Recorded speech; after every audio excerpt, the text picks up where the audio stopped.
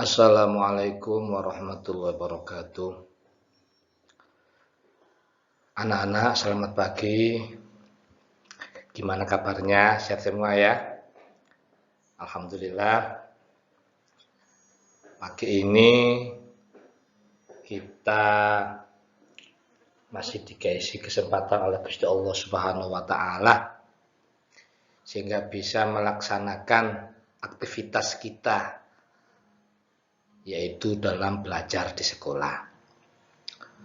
Oke anak-anak, sebelum kita mulai, mari kita berdoa dulu. Ayo, siapa yang mau mimpin doa? Ketua kelas? Oh ya, ayo. Anda Kholis, dipimpin ya. Bismillahirrahmanirrahim. Anak-anak, untuk materi kita kali ini, yaitu tentang senangnya sholat dalam perjalanan. Ya, kemarin kita diajarkan tentang sholat rawatib, yaitu sholat yang mengiringi sholat fardu. Sekarang kita masuk bab berikutnya, yaitu senangnya sholat dalam perjalanan. Anak-anak, kita sudah tahu bahwa yang namanya sholat itu sesuatu yang wajib, sesuatu yang harus, sesuatu yang penting. Makanya nggak mengenal keadaan, nggak mengenal kondisi, nggak mengenal situasi. Artinya apa, nak? Dimanapun kita berada, di posisi manapun kita, dan dalam keadaan bagaimanapun kita, tetap harus melaksanakan sholat. Kebetulan pagi ini, hari ini kita masuk tema pelajaran tentang sholat dalam perjalanan. Oke, nah sebelum kita melakukan sholat dalam perjalanan, maka kita harus tahu dulu tentang ketentuan-ketentuan sholat dalam perjalanan. Apa saja anak-anak ketentuannya? Nah, untuk ketentuan sholat dalam perjalanan, bahwa sholat dalam perjalanan itu disebut dengan sholat jamak dan juga qashar. Nah, apa itu sholat jamak, anak-anak? Sholat jamak pengertiannya adalah yaitu mengumpulkan dua sholat fardu dalam satu waktu.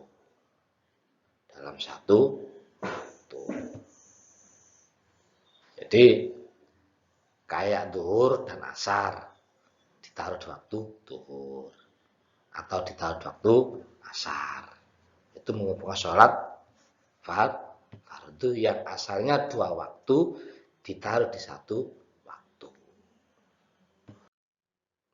Kemudian untuk melakukan sholat jamak di dalam perjalanan itu harus mengikuti syarat-syarat yang ada. Jadi enggak kok pokoknya dalam perjalanan kita sholat, enggak. Harus mengikuti syarat-syaratnya.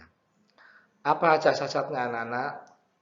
Untuk syarat-syarat sholat jamak diantaranya, satu, bukan perjalanan maksiat.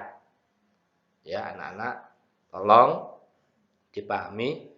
Jadi ketika kita dalam perjalanan, boleh kita melaksanakan sholat jamak ataupun qashar, tapi syaratnya pertama tadi apa?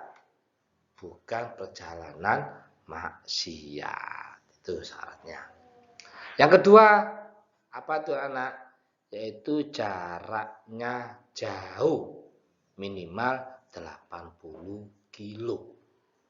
Jauh, harus dikira-kira ini lebih atau kurang. Kalau kurang, jangan jamak. Kalau lebih kita boleh menjamak sholat. Ya. Tuh. Kemudian dalam bepergian atau sholat jamak itu dibagi dua macam. Pertama, ada sholat jamak takdim. Yang kedua, sholat jamak takhir. Nah, untuk ketentuannya, maksud dan artinya, nanti kita bisa pelajari berikutnya. Apa saja anak-anak jamak takdim? Nah, untuk jamak takdim itu apa anak-anak? Jamak takdim adalah menjamak dua sholat yang dilakukan pada waktu yang pertama. Jadi dua sholat yang asalnya beda waktu itu, ini kita lakukan pada waktu yang pertama. Contoh, semisal kau menjamak sholat zuhur dengan sholat asar, ya harus dilakukan di waktu sholat zuhur. Itu namanya jamak takdim. Ya, jamak takdim. Lanjut. Terus caranya gimana, Pak? Cara sholat jamak takdim adalah satu, mendahulukan sholat yang pertama. Jadi karena zuhur dan asar, karena namanya jamak takdim, maka mau nggak mau, suka nggak suka harus mendahulukan sholat zuhur karena jamak takdim. Sedangkan yang kedua, syaratnya harus berniat jamak pada sholat yang pertama. Jadi ketika kita mau sholat jamak tadi, kita sholat pertama harus niat sholat jamak. Dan yang ketiga syaratnya harus berturut-turut, ya, harus berturut-turut. Artinya berturut-turut gimana? Setelah sholat zuhur langsung kita sholat asar, jangan dipisah dengan kegiatan lain, mandi atau cuci atau tidur malah nggak boleh, harus berturut-turut.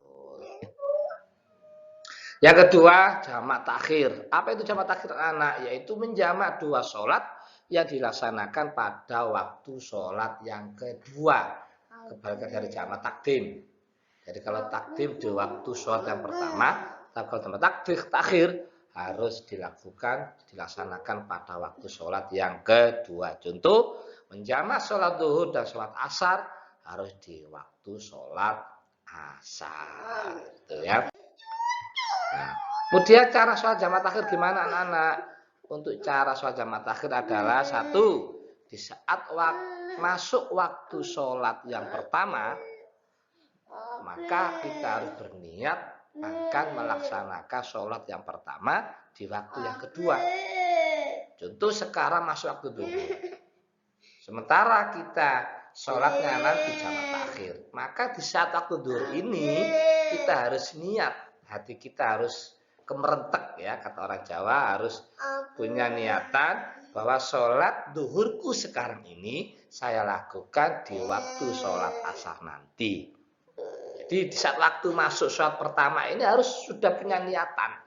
Itu ya, saya pentingnya sholat. Niat, sholat zuhurku sekarang yang ini saya lakukan nanti di waktu yang kedua. Yang kedua, syaratnya niat jamak, ya, harus berniatnya jamak sambil akan sholat, harus berniat jamak. Dan yang ketiga seperti tadi berturut-turut. Lalu ya, itu sholat qashar. Sholat qashar adalah pengertiannya adalah yaitu sholat yang bilangan rakaatnya diringkas. Jadi anak-anak, sholat itu kan jumlah rakaatnya kan macam-macam.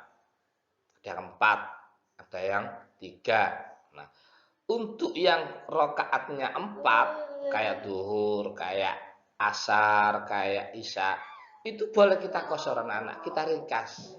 Jadi sholat yang bilangan rakaatnya ringkas. Jadi sholat fardu yang 4 rakaat dijadikan 2 rakaat. Itu namanya sholat qashar. Lanjut. Nah, Syarat qasar gimana Nana? Syaratnya 1, bukan perjalanan maksiat. 2, jaraknya jauh minimal 80 km. 3, sholat yang diqasar hanya sholat 4 rakaat saja. 4, berniat qasar di saat takbiratul ihram. Ya, saat takbir Allahu Akbar. Itu hati kita kemerentek, kata orang Jawa, jamak dan qasar sholat. Dan yang kelima, tidak bermakmum pada orang yang bukan musafir. Jadi ketika kita bepergian, berhenti di tepi jalan, di situ ada musola, ada masjid, kita sholat jamak atau qasar. Nah, di saat kita sholat qasar tadi, jangan bermakmum pada orang yang sholat di mukib tadi, di desa tadi, di musola tadi. Karena itu orang bukan musafir. Kita nggak boleh ikut pada orang yang tidak musafir. Ya. Apa anak ya? Nah, itu tadi contoh tentang sholat dan tata cara sholat qasar dan jamak. Sekian dulu yang saya sampaikan. Mudah-mudahan bisa dipahami nak ya. Kira-kira paham nak ya? Apa yang disampaikan Pak tadi? Paham, alhamdulillah. Sudah. Itulah. Jadi kesimpulannya apa anak-anak? Bahwa sholat itu hukumnya wajib. Tidak pandang di mana dan kondisi manapun, ya. Di waktu sakit, di waktu di rumah, waktu pergian, kita wajib sholat. Sholat anak ya, walaupun nanti kita itu akan pergi wisata, tetap kita harus melakukan sholat dengan sholat yang namanya jamak atau qasar yang seperti yang kita pelajari tadi. Paham anak ya? Dah. Sekian dulu Bapak, apa yang Bapak sampaikan. Ayo sebelum kita tutup, mari kita berdoa dulu. Doa dulu siapa? Ketua kelas ya. Ya, ayo. Bismillahirrahmanirrahim. Dan dari kami sekian. Wassalamualaikum warahmatullahi wabarakatuh.